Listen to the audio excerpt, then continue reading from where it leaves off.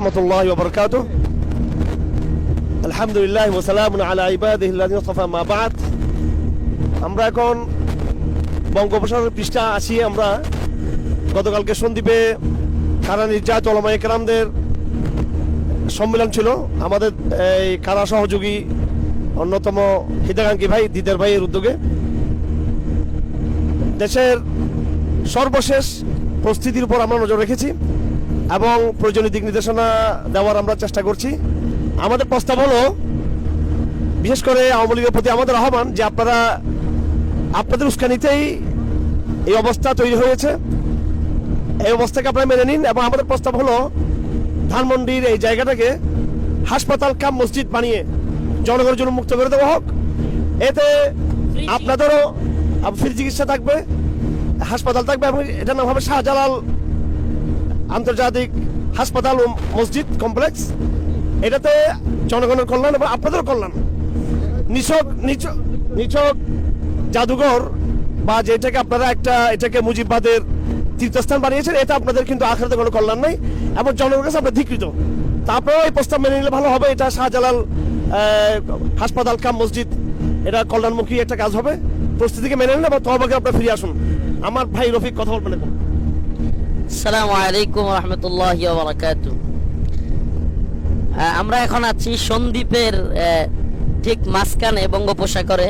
তো এখান থেকে আমাদের প্রস্তাবনা, গতকালকে আলহামদুলিল্লাহ শেখ হাসিনা নতুন করে বক্তব্য দিতে চাওয়ায় এটা একটা ভালোই হয়েছে। দেশে বক্তব্য দিতে চাইলেই জাতি চরমভাবে ক্ষিপ্ত হয় এবং মানুষের মধ্যে যে জ্বালা যন্ত্রণা, ওলামায়ে কেরামকে কারাগারে নেওয়া, রিমান্ডে নির্যাতন করা, দেশের সর্বজনশ্রদ্ধ আলেমদেরকে হত্যা করা, জানাজা পড়তে না দেয়া, সবকিছু মানুষের মনে হয়ে যায়। তার বক্তব্য কথা আসলেই মানুষের সবকিছু মনে হয়ে যায়। তো এতে করে লাভ হয়েছে আলহামদুলিল্লাহ যে সে একবার এক বক্তব্য দেওয়ার কারণে তার গদি শেষ, পালায় গেছে। এখন আরেক বক্তব্য দিতে চায়া তার বাপের বাড়ি সহ সব ভেঙে দিছে মানুষ। এখন বিষয়টা হচ্ছে, এটা আওয়ামী লীগের বুঝতে হবে যে আওয়ামী লীগকে বা শেখ হাসিনাকে মানুষ কি পরিমাণে ঘৃণা করে। এটা যদি তারা মাইনা না নেয়, যতই তারা আড়াল করবার চেষ্টা করে বা এটাকে স্বীকার না করে, এটা মানে অস্বীকার করার কোনো সুযোগ নাই। আর এরা অস্বীকার করতে থাকুক, ইতিহাস এদেরকে এভাবেই আরো জঘন্যতম আস্থা করে নিক্ষেপ করবে, এরা অস্বীকার করতে থাকবে। তো আমার প্রস্তাবনা, ভাই যেটা বললেন, আমিও কিছুক্ষণ আগেও ফেসবুকে প্রস্তাবনাটা দিয়েছি যে আসলে পাবলিক টয়লেট কিংবা মসজিদ এগুলোতে হয় কি যে মসজিদ করলে বলবে যে হুজুররা জোর করে বাড়িটা দখল করে এখন মসজিদ করে ফেলছে, এটা কাফের মুশরিকরা বা অন্যান্যরা এটা একটা ভিন্ন একটা দেওয়ার চেষ্টা করবে। কিন্তু এই জায়গাটা তো আর পরে থাকবে না। একটা বাংলাদেশের শ্রেষ্ঠ একটা হসপিটাল করা উচিত, যেখানে ফ্রি চিকিৎসা ব্যবস্থা থাকবে সরকারের পক্ষ থেকে, একবার আধুনিক চিকিৎসা ব্যবস্থা থাকবে। অল্প দিনের মধ্যেই এই হসপিটালটা সারা বাংলাদেশের মধ্যে একেবারে চিকিৎসা ব্যবস্থার জন্য একটা সুনাম অর্জন করবে এবং নামটা হবে হযরত শাহজালাল রহমাতুল্লাহ আলাইহির নামে। হযরত শাহজালাল রহমাতুল্লাহ আলাইহি আধুনিক হাসপাতাল, যেটাতে কাম মসজিদ কমপ্লেক্স, ভিতরে হাসপাতালের ভিতরে মসজিদ কমপ্লেক্স থাকতে পারে।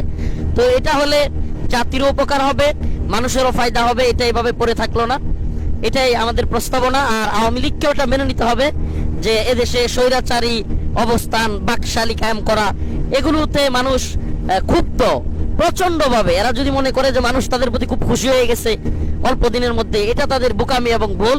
মানুষ ভুলে যায় নাই, মানুষের অন্তরের মধ্যে গুম, খুন, নির্যাতন, নিপীড়ন, আলেম ওলামাদের গ্রেফতার, এগুলো সব রয়ে গেছে। হেলিকপ্টার থেকে বাচ্চাদেরকে গুলি করা, মসজিদের ভিতরে বোট নিয়ে ঢুকে তারপরে গুলি করা, ছোট ছোট ছাত্রদেরকে হেলিকপ্টার থেকে গুলি করা, মানুষের মধ্যে সব মনে আছে, স্মরণ আছে। অতএব আমাদের প্রস্তাবনা থাকবে আওয়ামী লীগকে এগুলো মেনে নিয়ে জাতির কাছে ক্ষমা চেয়ে এবং এগুলো মেনে নেওয়া যে হ্যাঁ আমরা ভুল করেছি বলে আজকে আমাদের এই অবস্থা।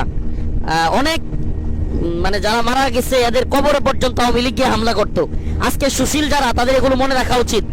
অনেকের কবরে গিয়ে, অনেকের জানাজায় গিয়ে পর্যন্ত হামলা করতো। পুলিশ গিয়ে জানাজার থেকে মানুষকে ধরে নিয়ে আসতো, কবরে গিয়ে জুতা দিয়ে পিটাইতো। এগুলো এই সুশীলদের ভুলে যাওয়া উচিত না। আমি বিশেষ করে জামাত কিংবা বিএনপি এদেরকে বলবো, এত সুশীলগিরি দেখায় না। এদেশের মানুষ আওয়ামী লীগ কিংবা ইন্ডিয়ার ব্যাপারে এত সুশীলতা পছন্দ করে না। সাবধান হয়ে যান, আপনাদেরকেও সাবধান করে দেই যে আওয়ামী লীগ কিংবা ইন্ডিয়ার ব্যাপারে কোনো ধরনের সিম্প্যাথি, কোনো ধরনের এই সুশীলগিরি চলবে না। এদেশের জনগণ এগুলো মানবে না। আসসালামু আলাইকুম ওয়া রাহমাতুল্লাহি ওয়া বারাকাতুহু।